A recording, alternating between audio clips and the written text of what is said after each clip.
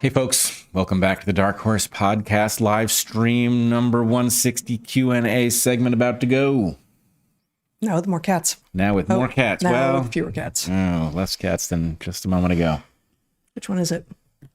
Which cat? Fewer cats or less cats? I think it's fewer. Yeah. I think less refers to collective nouns. Yeah, less cats by weight. Wait, that's not usually how we measure cats. No. Yeah. All right. Q&A. Here we are. The Discord question for the week is actually something that we largely covered in the first hour. But I will ask the question and see if either of us have anything to add. We seem to have entered a COVID retconning phase instead of a reckoning phase. They are retroactively changing the facts and narrative of the past, right for the wrong reasons, to imply that there was never any legitimate basis for skepticism. Is there a concise, contemporaneous reference to demonstrate clearly what was known at the time to debunk these arguments by folks like Harris and Adams? Concise, contemporaneous. I don't know of one. Yeah, I don't either. I will say that I think the game is not to convince anybody who was following along. The game is to dissuade all of those who got suckered from finding a better source of information. So it's a matter of people who really should be retracing their steps, preserving what seems to some like credibility, and preventing audiences from seeking higher quality sources. So I don't know about whether a reference would be useful, but no, I'm not aware of one. Oh, I think it would be very useful. Not to everyone, but being able to respond with, just as I have been responding to claims like, oh, you're a contrarian, with like, actually, here, not a contrarian, here's it. And, I wrote a short piece on like why science is not contrarianism. And I don't know that it manifests, in the brains of the people who are the loudest with the biggest audiences, but some people will see it. I see the upticks in readers and in such whenever I do that. So I would like to know, and I would invite people who are watching, if you can think of a concise, contemporaneous, which, gosh, could mean anything from like end of 2020 through, I don't know, most of 2021, really half of 2022. Any kind of, COVID careful analysis that really lays out a number of these pieces. A lot of people, including me and including us, have written careful pieces, but they tend to be either, both very narrow and also very long, because it's very hard to do concise at all in this landscape, and it's also very hard to cover all of the bases. Yeah, I guess I'm not really sure. Contemporaneous with what? Since the argument is there was no reason for skepticism at the time. Yep. They ended up right by accident. No one reasonable was questioning this then, even though everyone reasonable is questioning it now, right? That's the insane argument that some people are making. And contemporaneous is, okay, when we were skeptical, what was the basis of the skepticism? Yep. In some sense, unfortunately, it's the podcast, and somebody would have to... It's the opposite of concise. Yeah, it's not concise, but it's all contained there. And I don't know what else there would be for the reasons that you point out. So anyway. Well, but it doesn't have to be us. Like, a number of people have been thinking and writing and, and talking, but I don't know that this thing exists, unfortunately. Yep. Okay. Now we're going to the questions at darkhorseemissions.com. Totally different topics. Can you guys elaborate a bit more on the biological and evolutionary element on the genetics of body types? It seems to me that people might be a bit like dogs. We have our St. Bernards and our Greyhounds. Neither can escape their default genetic body types. It also seems that it would be difficult to eat well, exercise, and take care of the body and still be obese. So while it is absurd to suggest weight is entirely genetic, some people certainly default to vastly different ranges. Why is this? I mean, I think the piece that is missing from this question, I don't see anywhere here, is development. And that's going to be such a huge piece of the puzzle. So, as we have said many times, as we've written into our book, a Maasai and an Inuit person are their body types came to be in such different environments that in the far north, being closer to spherically shaped made more sense because a lower surface area to volume ratio retained heat. And in the African savanna, you want a higher surface area to volume ratio in order to radiate heat. And so you get tall and thin in the open savanna at the equator, and shorter and rounder the farther towards the poles you get. That is obviously, a generality, but for those two named populations of people who the entire world recognizes as named populations of people, that applies. And so those are easy relative extremes, right? And most of us, most Americans are mutts. We come from a lot of different places. And so there's going to be a lot of different stuff contributing to what our body size and shape is. What we get exposed to, and now that we're exposed to so many things that come into us as if they were food but aren't food as kids, can radically change metabolism. And so it is no longer true. It may well have been true 100 years ago, 500 years ago, 10,000 years ago, that, as you write, if you eat well, exercise, and take care of your body, you won't be obese. I don't know that that's true anymore. I think people with developmental environments in which they are given extraordinarily bad information in the form of pseudo food may well be stuck with weight loss issues, no matter how many things they change as adults. And that is something that we've done to ourselves. Not the individual. The individuals are not to be held accountable here for what is done to them as children, but we as a species have done to ourselves. Yeah, we've screwed up the precautionary principle across all these things. Yeah. I would say that it's also not just the content, the molecular content of what we take in, but the boom and bust cycles that simulate famine also may well. I mean, we know that these things trigger epigenetic changes that cause the body to store different amounts of stuff, because if you think about it, every extra ounce you store is costly every step you take. And so there's a bias towards not carrying extra, and that is balanced against the need to store enough calories to get through lean times. And so to the extent that we are sending messages that cause the body to misunderstand what time of year it is, misunderstand how regular the food supply is, or any of these things, you may trigger these patterns even before you get to things like hormones that we feed to farm animals in order to trigger them to put on weight faster, that then we hide behind the belief that because it's not detectable in the milk that the signal isn't there, when in fact a hormone is designed to be a signal at extremely low concentration. And so the fact that your chemical assay doesn't find it doesn't say that your hormone receptors don't find it. Yep. Anything else to add here? I think there's a lot. Some people certainly default to vastly different ranges. Yes, this is true. I think, you've got several different parameters. You've got body type to begin with, based on things like what population. You've got... your lineage came from.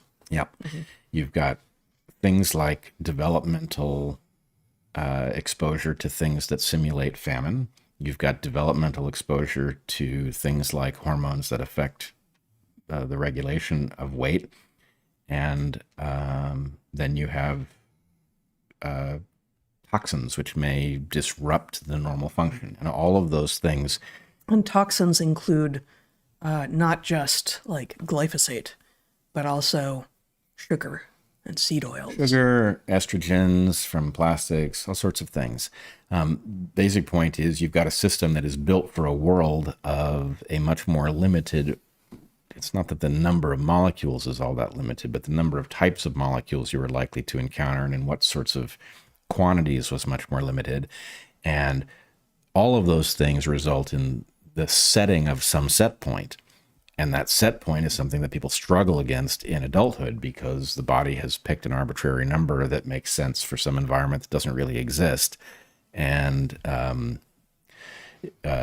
much better to set these things in youth. Now, the question is, in the scenario they lay out, what would happen for a child who had good exercise habits and ate a proper number of calories if the quality of the food wasn't all that high? In other words, it had the contaminants and hormones and things. And it'd be an interesting thing to know. Yeah, that's not in the question, but that's part of how we're answering it. Yep.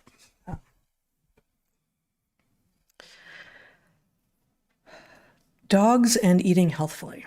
My dog is allergic to chicken and beef since puppy vaccinations. She's 5 and eating prescription diet of hydrolyzed protein. I would love to get her off of it. She can eat fish and pork. I'd love to feed her tuna. I thought it was high in mercury, though. Can you share what you feed your dogs? Well, we only feed one of our dogs because we don't love the other one. No, actually, it's because we only have one dog. Yes, that's the reason right there. Yeah, she's snoring in the background. She can attest that we love her very much. Some tuna is high in mercury. Actually, Consumer Lab, I want to say, which is better than Consumer Reports and it's different. It basically does Consumer Reports style things, but a bit more carefully for things like supplements and also food. Just did an analysis of mercury levels in different brands of canned tuna, and they found actually wildly different levels. And some of them, as far as what we are currently saying, seemed within safe levels for humans. Dogs are smaller than humans, so what's safe for humans should definitely be safe for dogs. But if it's the entire thing that you're feeding them, as actually we feed our cats almost entirely tuna, if they're getting it every day, that is potentially an issue. Yeah, we have been driven to do that by food sensitivities. So it's not like it's a good solution to the problem, but if you're feeding your animal stuff that the animal is allergic to, that's a critical problem. And as you've probably experienced, if you're down to hydrolyzed protein, you've probably gone through some alternative foods, and basically the hydrolyzed stuff has been reduced in size, so it's not triggering. But that's not a good solution either. Now, one of our sponsors is Sundays. They do. They make dog food that is fantastic. I do not remember.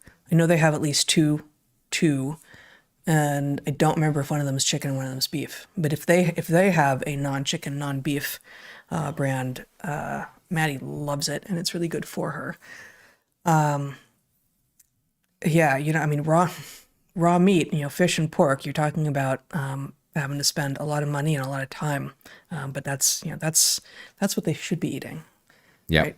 And you might be able to make food. a deal on scrap raw food, so that you're not feeding them human grade stuff, not by virtue of the fact that it isn't good quality, but by virtue of the fact that it's fattier, little and bits and gristlier. pieces, and yeah, totally. Oh, another animal question. Our cat has asthma. I have read that CBD, fish oil, and honey can reduce inflammation in cats and help manage their asthma. Do you have any thoughts or experience giving supplements to cats? Thank you. We've pilled cats. Every cat is different. So that's a different question. I guess I'll address that one first, which is that you having loved cats since I was very small and having learned to dissect cat cadavers in graduate school and then taught comparative anatomy lab many, many times as a professor, I have a really good sense of what musculature on a cat skull is like. And I can say that if you know your cat well, and if you are very, very careful at first, you can kind of get them to pop their jaw open by going after the jaw hinge, and then just clamp it shut once you get something inside, and stroke their neck, and they will generally swallow it.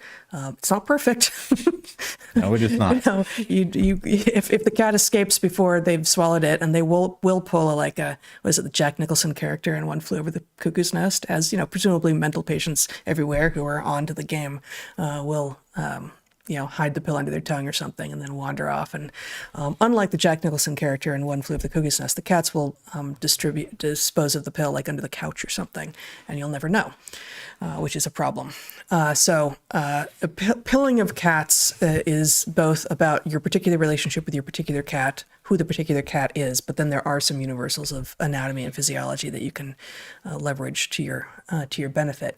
That said, we haven't had to pill any cats for a very long time. Yeah. We have not been giving our cats anything, nor are they on any drugs that aren't recreational. That we know of, yeah, right? Exactly. Occasionally give them catnip, but you don't have to force that down their throats. No. Anything. I've never heard of CBD, fish oil, or honey for reducing inflammation in cats. I do feel like, again, depending on your situation, giving honey to cats could result in having to reupholster a lot of things. Yeah. I've never heard of asthma in cats. It doesn't surprise me terribly that it exists, but it does surprise me that I haven't encountered it. Yeah.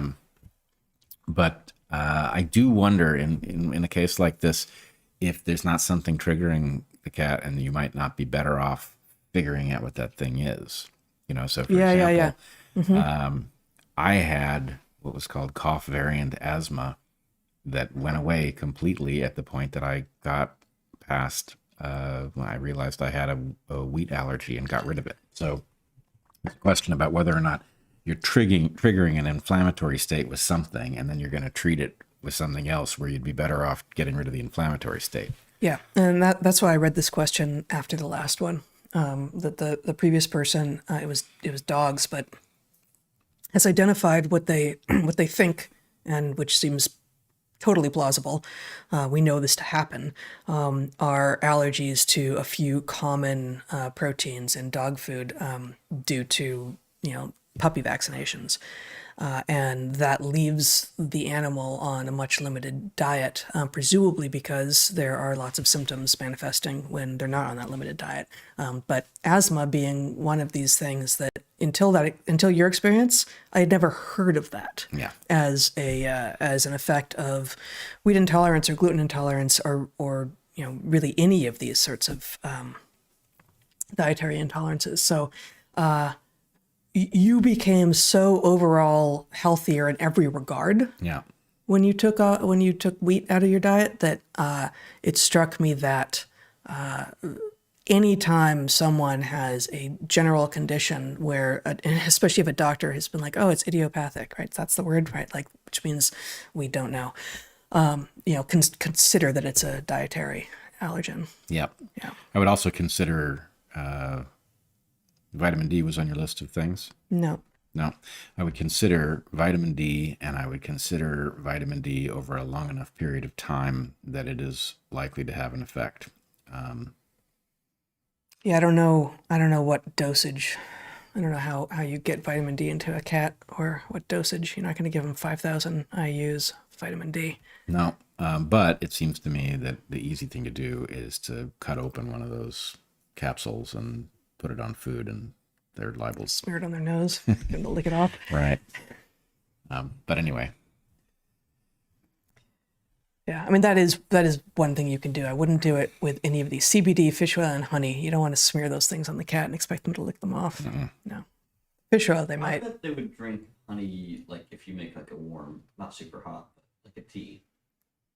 Cats don't usually drink tea, Zach. Yeah. Just saying. I think a cat, sweet water is very attractive to anything, and I think they're not bees. I think they would love a honey tea, not like way over strong. You don't want it to be too hot either. A dog, yes, but a cat, I don't know. No, the dog's not. You could give her a jar of honey and she'll eat it. Okay, a couple of sports questions apropos our conversation earlier. Oh, that does raise a point. Oh, wait. Actually. Oh, wait, there's a follow-up to the one we just read. And if you know of anything that can help a cat with asthma, please do tell. Thanks to you both again. So we Maybe get that. vitamin D, but the other No, but possibility. like think about dietary triggers. Think about dietary triggers. Also, there's a question about whether or not you could put some meat-based soup that then you had laced with Totally. CBD and oil Yeah. and honey and stuff like that. That might work. Yeah, bone broth. Yeah.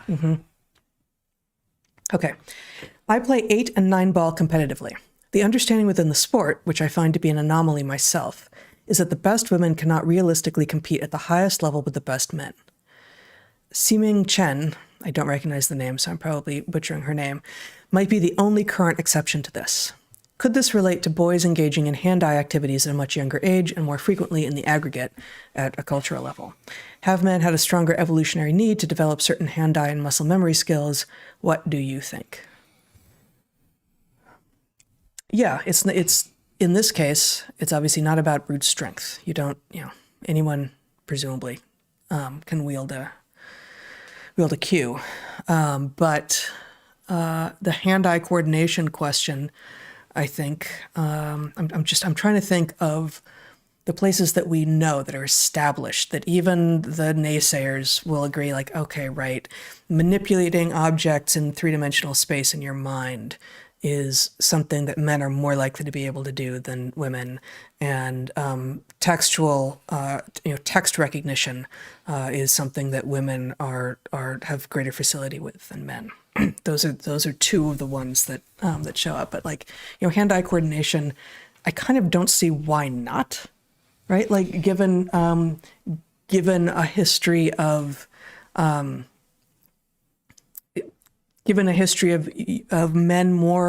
being more likely to use tools to capture things, but I haven't seen the analysis. Yeah, I'm just not even sure that this is a necessary hypothesis to explain it, because if you just simply take the following as an assumption, more men will explore their skill at pool.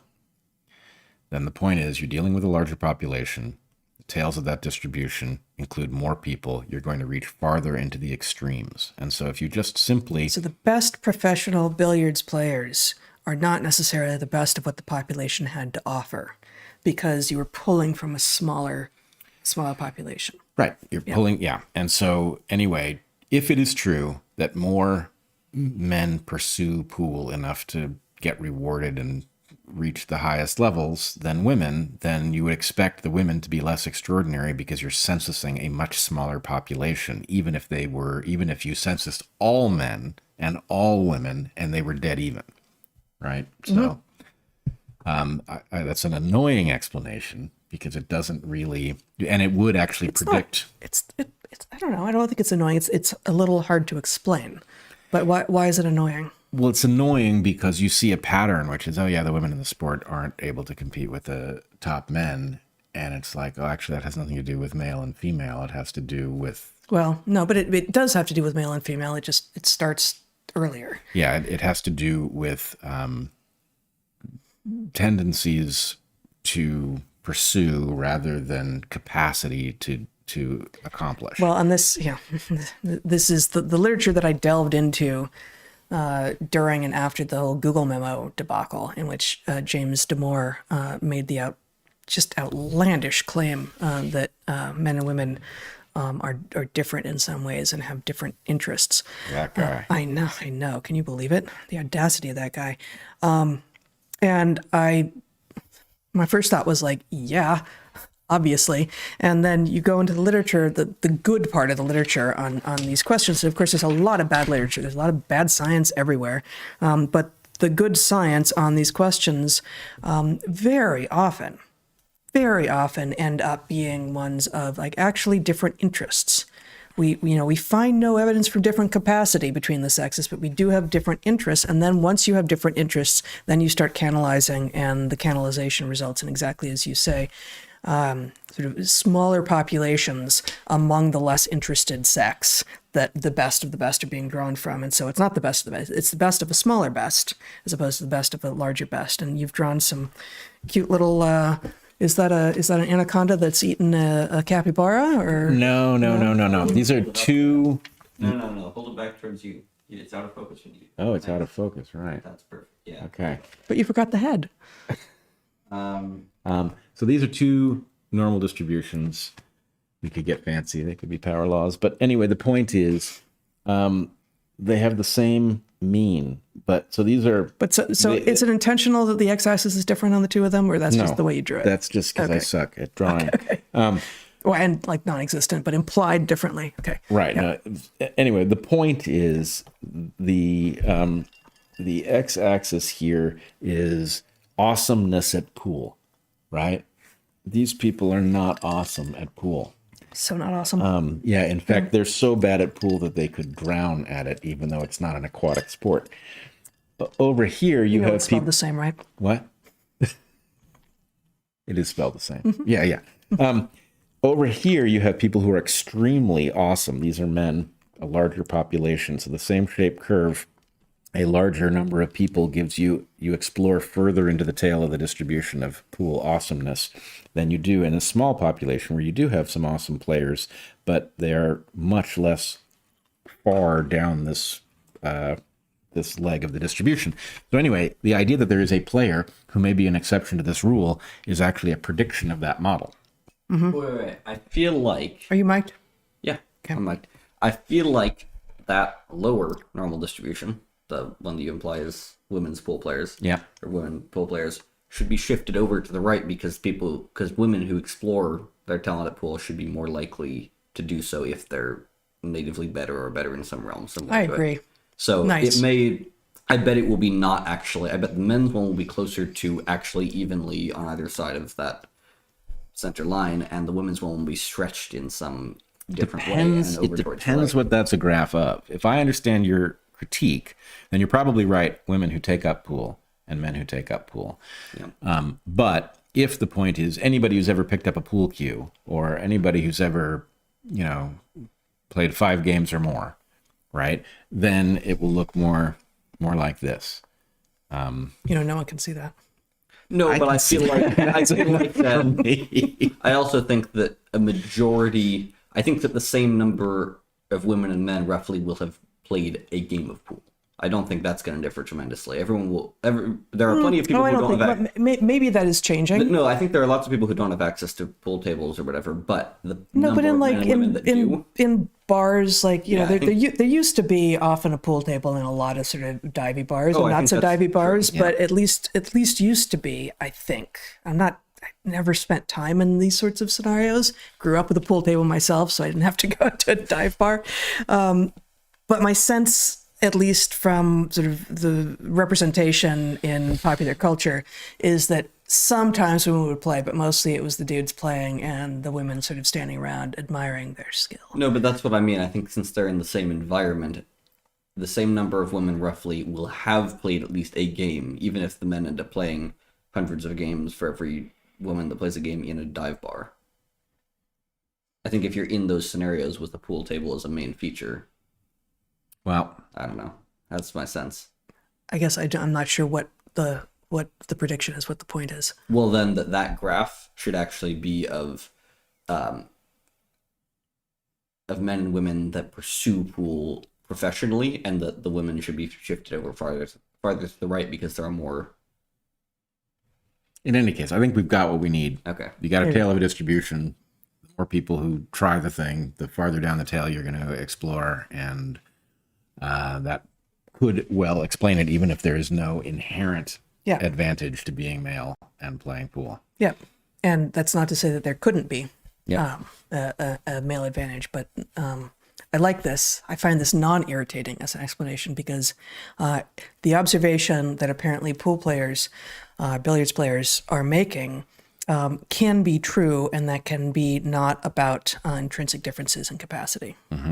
Yes, it can be. And actually, you would expect over time, if you take, so you've got the population of women who play pool at any one moment, and then you've got the population within any generation, and then you've got the population of have ever played pool. And the point is, you should explore further down that tail of the distribution, the longer, right? The more people in your sex who play, the more of that tail of the distribution will be explored. And so you would expect women over time to produce Well, and so yes, and exactly why we expect to see over time also, put aside pool, let's talk about representation in science.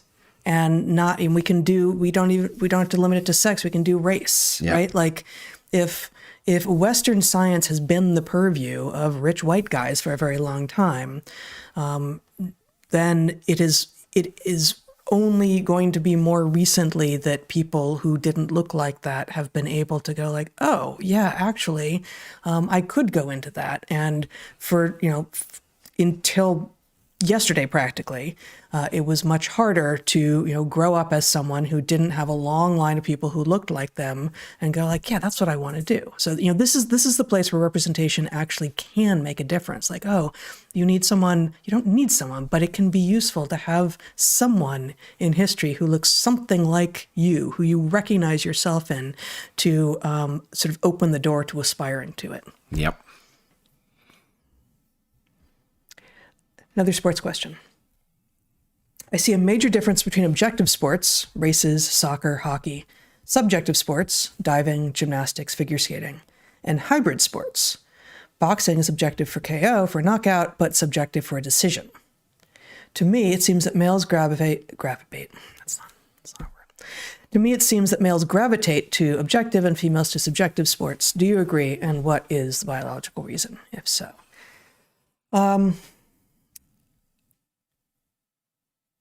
I feel like that's probably true, but then I'm thinking about, the Olympics. Yeah. Has, each of these have male and female, except as we talked about, like, I don't know, is there female hockey? Yeah, I guess there's female hockey. There's not really female football so much. Maybe there's not female hockey. Not female hockey. Yeah. Like girls play hockey and women play hockey, but we're talking about like pickup games and such. I feel like that's probably true, even though my thinking about like who's playing sports in the world seems to suggest it's not necessarily. But I feel like it's probably true precisely because of the thing that we've been talking about with regard to the different ways that men and women tend to compete. And so it's not that women aren't interested in competition and but it's more often about social competition, right? Than competition over a physical physical barrier. Well, I'm not sure that we're not talking about the same thing. In other words, this may be explanatory about different styles of competition that are sexually different. But if it is true that objective sports tend to be things in which simple measures like power matter, then you would expect there to be a historical bias because it doesn't make sense. If you're a woman and you're not going to be as powerful as the most powerful men, you're not going to be winning in competitions where power is the thing. Well, unless there's sex segregation in sports. Right, which is a relatively recent thing, I believe. So the point is, you would imagine that there would be some bias you're more rewarded in a sport where you can succeed. And so you might imagine that there's been just a bias in the direction of those more artistic, precision-oriented sports that has very little to do with anything fundamental. It has to do with, I can be best in the world at this thing in part because part of the assessment of best in the world is something where I'm not handicapped on account of being a woman. Yep. Yep. Interesting, this idea of hybrid sports. Are there other sports that are hybrid? And maybe to some degree, there's always a little bit because even the objective sports have referees. Yeah. Exactly. But barring calls that are required by referees to decide to make decisions about fouls and such. Some of them, like figure skating. Mm-hmm. Figure skating, there's some sort of set of points. It's hybrid. So it's hybrid. It's hybrid-ish. Yeah. It's hybrid-ish, although, and I guess what do you call and I don't know any of the names of any of the jumps or anything, but there's a list made in advance by some human something that says a successful landing of this is worth this, and here are the 10 things that this person might attempt, and here's what each of them are worth if they're successful. And so still there's going to be sort of points for like artistry and how much do you deduct if it wasn't a perfect landing, but it was kind of good. There's a ton of subjectivity, but there's also at least a numerical thing that it's like quasi-quantitative that exists in advance of the person taken to the ice. Yeah, that's the same thing I was getting at. It's did you and didn't you, and how many points is it worth is an objective measure if it's done right. Yeah. And then there's subjectivity on top of that. But then again, there's also subjectivity from refs in soccer. And I think diving and gymnastics are going to be very, very similar with regard to that. And I can't remember the last time I watched diving, but the Olympics, whenever that was, like they walk up and you're told, okay, this person is attempting an X dive, and a perfect X dive is worth this number of points. And then you'll hear that wasn't perfectly executed, therefore, right? Like, I couldn't tell. Oh. Yeah. Jordan Peterson's trickle-down logic sounds like enrich our poorest, then they'll care more about the environment, and then the earth will improve. Sounds noble, but does it hold water? Depends how it's done. Yeah. Yep. The problem is, if all you do, if you could instantly snap your fingers and make the poor wealthy in this sense, then it would greatly increase consumption of things that are not sustainably produced. If this happens over time in some sort of plausible way, maybe, and I would point out that there are game changers that we have to think about. In what way do they arrive, like fusion power, that could change everything, right? Jordan Peterson's view of how to have a population of the world that is all wealthy enough to give a damn about the future is plausible if given fusion power. This is an argument we make in our book in the last chapter. But if you just dumped fusion power on the system at the moment, it would probably make things worse and not better. So anyway, the devil's in the details is I think the answer. Yep. If you had a 15-year-old daughter who claimed to be non-binary and wanted to go by them, they pronouns, how would you handle it? It's in some ways trickier. I was thinking, I think I said on air about this dad who responded to his daughter claiming to be trans by saying, "Hey, honey, so am I," and showing up at school bedecked in a gown and acting ridiculous. And the daughter got cured of that delusion right quick because her father embarrassed her so badly, which I think was just brilliant. Exceedingly good dad work, mom work in this case. Yes, such good dad work. Yep. But the whole NB thing, the whole non-binary thing is, so trans is almost always in the modern day and age, especially in teenage girls, delusional. It's social contagion. But it's about becoming one thing from another thing, both of which are real. Mammals just can't do that. Non-binary and they, them pronouns, this is entirely social construct universe. There's no there. There's no thing that you can be like, oh, but like it's just a fantasy in every regard.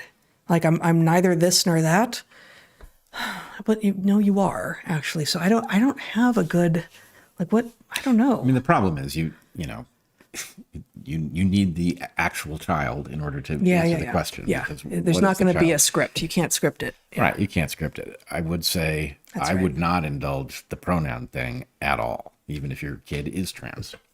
Well, in this case, it's not trans. Yeah, non-binary.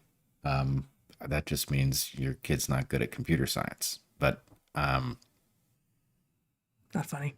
Because computer science is binary. Pretty funny. I see. It was pretty good. Once you get by the horrifying interpretation of the joke and you get to the mathematical, it's pretty funny. But I saw you briefly consider divorce, and then I saw you reject it, for which I'm grateful. But I wouldn't engage the pronoun thing at all, right? The fact is, this is an authoritarian move, no matter what else might be true of your kid. The idea that you are going to force a change in language that is not that is a destruction of an actual information carrying aspect of speech doesn't make sense. It's not a kid's right to do that. I guess this is probably not exactly the right move, but I have directed a few people who have people in their families who were playing around in this space. The piece that I wrote called "What Do Girls Do?" And the answer is girls become women. That's what girls do. And some girls play in the mud and drive trucks and do math, and some girls have tea parties for their bears. And in both cases, they're girls and they become women because that's what girls do. So I do think a lot of the social contagion-y fashion stuff around trans and now non-binary is actually thinly veiled misogynistic, regressive gender stereotypes from earlier. So, what does it mean to you to be non-binary? Does it mean that you don't feel like you want to become a woman? Like this is an awkward moment? Like some of the trappings of womanhood are not what you're interested in doing? Okay, that's cool. You can do whatever you want. Men can do whatever they want in life. All the options are open, and same is true for women.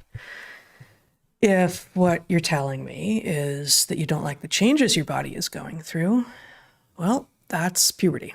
That's adolescence, and some people have an easier time with it than others. But a lot of people, I think especially girls, although maybe that's just because that's what people talk about, but a lot of teenagers really struggle with the changes that their bodies go through as they effectively metamorphose, right? Like it would be easier if we had chrysalises, but that's not human, right? Like we need to continue to experience the world as we go from child to adult. And that teenager stage can be very, very confusing, and especially in a world that is celebrating non-binariness and transness and sending incredibly incoherent and confusing messages about what it is to be a man or a woman, then it doesn't actually surprise me that this is sort of the newest fashionable thing. Oh, that's ridiculous, and so is that, and I don't want to do any of this, and I'm kind of not feeling like I want to be in the sexual landscape at all, so this is what I'm going to do. Like, well, but that's not actually a category. Like, I know your friends say it's a category, but it's not. Like, you are becoming a woman, and it's going to happen, and you can make of that any number of things.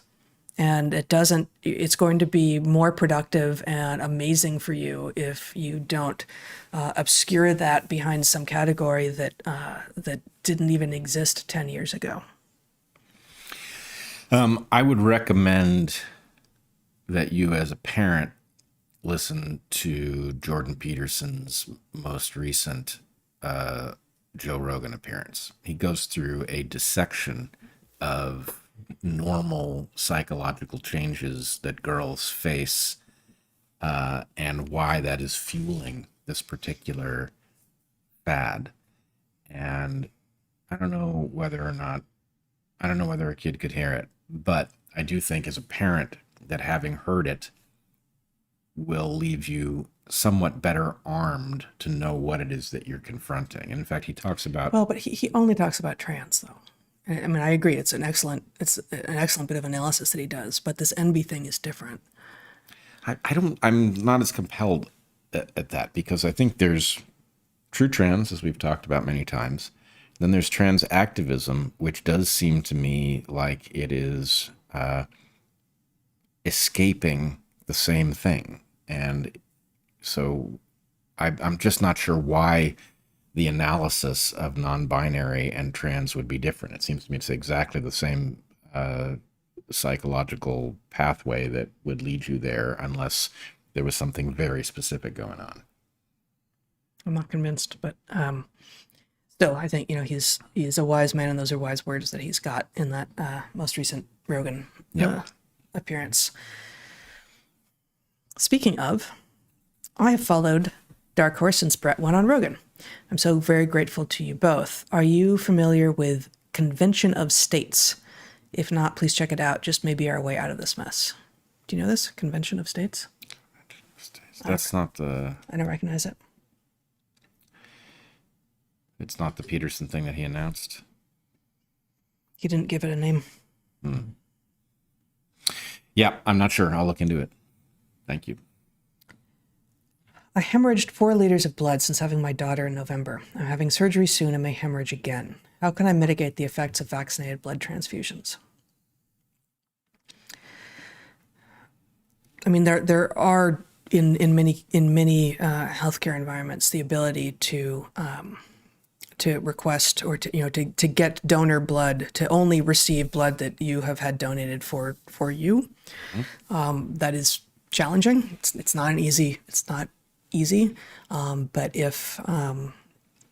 if you have friends or family close who are in a position to do so, that strikes me as a route in that is potentially very useful. You might also be able to donate to yourself. Probably not if she's hemorrhaged that much. Yeah, that's probably true. Yeah. About cell regeneration being finite, do you have thoughts on facial chemical peels and things that expedite cell turnover? Is there such a thing as too much? Yeah, I think these are disastrous, and even the more ancient things like just exfoliation, right? Yep. That there's definitely I think it feels good. It feels good to be in the sand, right? Like just at the really basic, like, oh, I'm not applying something special to my face here, but it can feel good to slough off sort of layers of skin. But is it are all of your cells finite in terms of their life? You hope so, because otherwise you got a different problem. Yep. Right. The more often you scrub the skin off of your face, the sooner it will age, and the more likely you discover some truths about some of those cell lines you didn't want to know. Yeah, I mean, there are going to be two things to it, though. So there's this result, which I've described elsewhere, where dermatologists got surprised by people who worked in the sun, like cowboys, and had very wrinkled, damaged skin, but no skin cancer. And so the basic pattern is things that accelerate the loss of skin, accelerate the aging of the skin, but they also deplete the reproductive capacity of cells that turns into cancer when it runs away. And I think this can go too far. But I would not be surprised if exfoliation accelerated the rate of aging of somebody's skin, but had a positive effect on tumors, if it was at least intermediate. Yep. The order of the frames on the wall disturbed me. I would have put the armadillo third up and the fishy fish in the center. Or is that my mammal-centric bias speaking? It's your phylogenetic bias speaking, but... What's that? They're not even centered anymore. Yeah, they're really not. What happened to the table? I had to do it with the Jeffrey's move. Okay. Yes. Nothing about this is centered anymore. Actually, the scalinaturi is not a thing, right? There is no sort of seeking to obtain a higher order in nature. And I would say it's not a phylogenetic bias because you could draw the correct phylogenetic tree of these three organisms either in this configuration or with the fish and the armadillo reversed. That's true. Because in that direction, you're going to have, the fish and the armadillo are sister. I can't even. The fish and the armadillo are sister to one another, and that clade, which is the vertebrates, are sister to the non-vertebrate. So what Heather is trying to tell you is that You can flip any node on a phylogenetic tree and it remains valid. Yeah, and you got a node. Like you're gonna introduce node and think that's clarifying. Hell I feel yeah. like that's pretty clear. Yeah. A place where two So the two sister taxa can be in either orientation relative to one another. And you could also move the, what is this? Ammonite. Ammonite. I always want to say nautilus, and then I'm wrong. Yeah. So the ammonite could be on the other side of them both. All right. Why do some lizards appear to be doing push-ups? Is this territorial behavior, mating behavior, or are they scoping out the terrain? I love the idea that they're scoping out the terrain. Like, I'm just kind of sitting here. Oh, wait, I got to see where that rise. Like a spy hop. Yeah. Now, I've never seen that described. I've watched a lot of lizards doing a lot of push-ups because it's kind of what I do. And I've also read a lot of literature on lizards doing push-ups, also kind of what I do. And I've never seen it described as actually like, I'm going to look over a thing now. It's maybe sometimes in some species impressive to the girl lizards, but mostly it's showing off to the males. It's territorial. So I got a story. It's push-ups. It's push-ups to demonstrate to other males doing other push-ups in other parts of the range that this is my territory and I do the baddest push-ups of them all. Yeah. So yes, And tell your we effectively know that it's not checking out the territory because it would be males and females. You mean looking, Right. trying to scope it out to see what's there. Yeah. Right. Yeah. And it's only males. All right. But that could be mating too. And again, there's some evidence for some, sometimes the female lizards will sort of cock their head and like, oh, it's nice push-ups. Yeah. But it's definitely about male on male impressing. Signaling, yes. Yeah. And in animals, they flash their dewlap. Yeah, well, there's lots of amazing things that lizards do. Yeah. All right. But push-ups is one of the nearer to universals. It's not universal, but lots of lizards have all sorts of fancy ornamentation, but a lot of them do this push-up thing. I'm realizing now that my story is on dewlaps and not push-ups. I know the story you're going to tell. I think you should still tell it. But I feel like I always imagined that story when you were telling it. He's also doing this. No? There may have been, but I don't recall it that way. Anyway, I was in Jamaica. I was working with Bob Trivers on animals, and I was doing photography work where I was These little iguanids photographing the dewlaps, and then we were trying to correlate it with levels of infection. We were testing a hypothesis called the Trivers-Willard hypothesis. No, Hamilton-Zook. the Hamilton-Zook. What am I talking about? Hamilton-Zook hypothesis. Anyway, never mind all that. I was there, focused on lizards. One day, so Bob has a house on the hill, and I came. He was getting ready, I think, to go out. He was going out to a dance, and he was getting dressed. And I came by, and he's like, "Hey, Bret, check this out." And it's a blue animal on his mirror. It's sideways to the mirror, signaling and looking at its own reflection. And the interpretation that we both came to, I actually went to grab it to see if I could assess anything about it. And he was like, "No, don't do that. You're doing animal behavior here, man.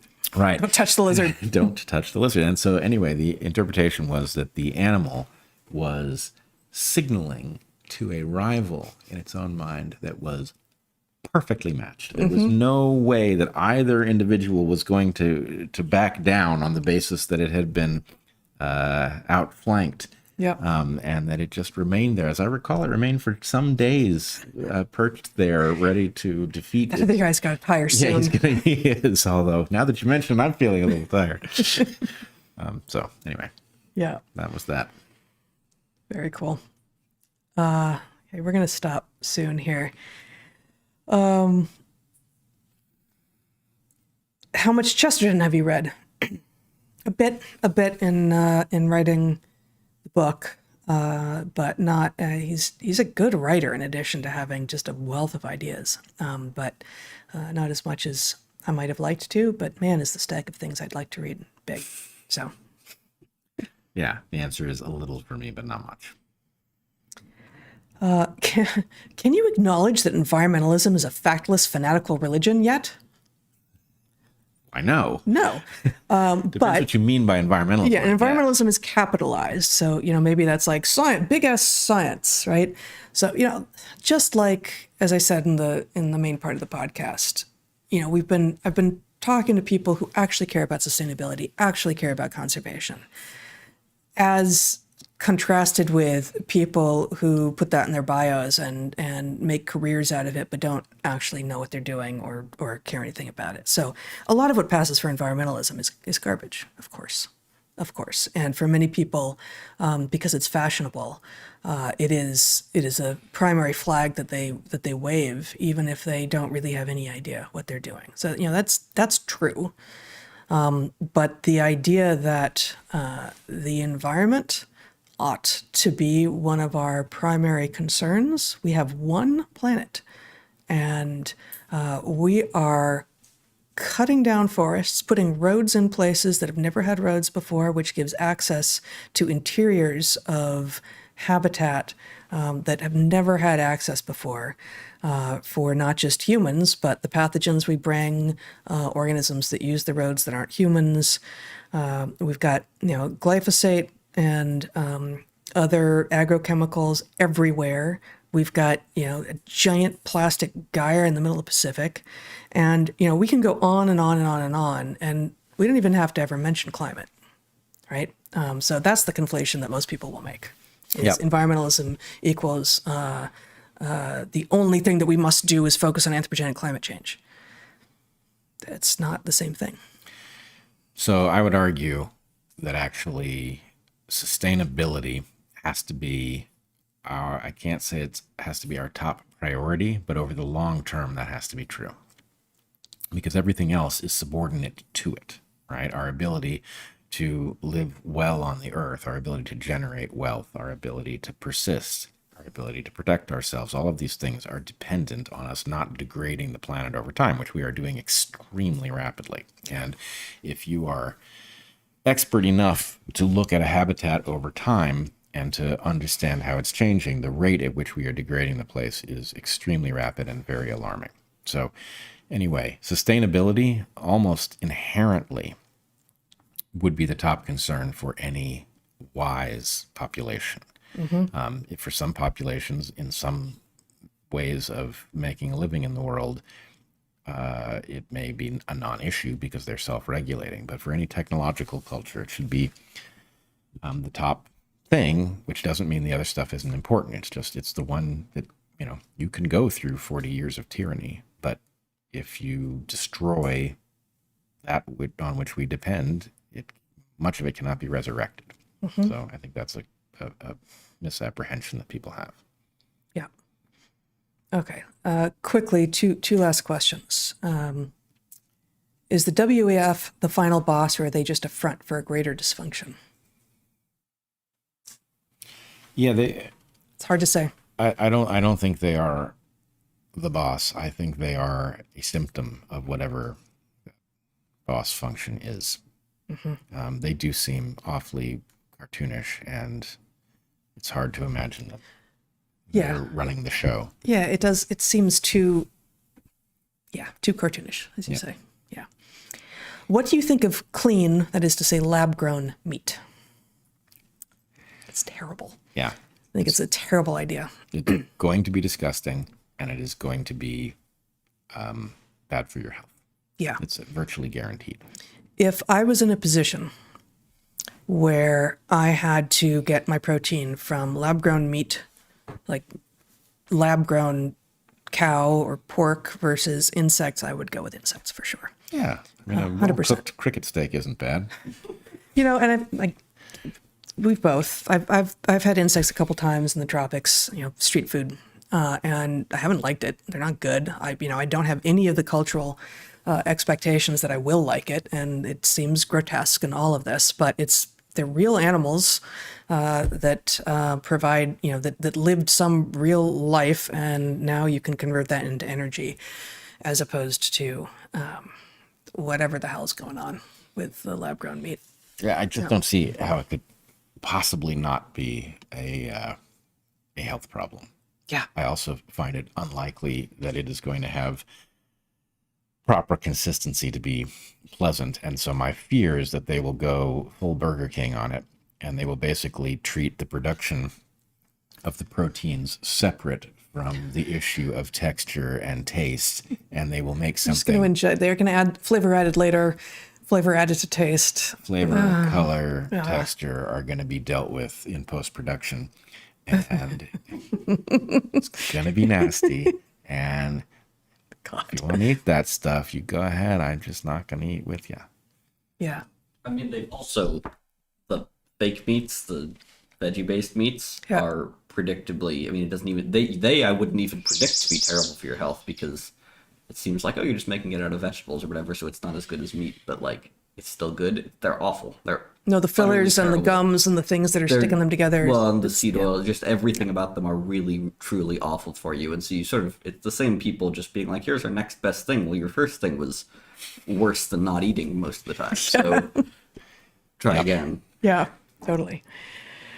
All right, guys. It's been long. It's been weird. Here we are. That's February for you. Oh, not usually. We're only 4 days in. Yes. We're a seventh of the way through it. Wow. I know. Yeah. Okay. We will be back next week, not with a Q&A. We won't be doing a Q&A next week, but we will be back with our main episode next week. And yeah, until we see you next time, be good to the ones you love, eat good food, and get outside. Hang in there. March is coming. That's enough.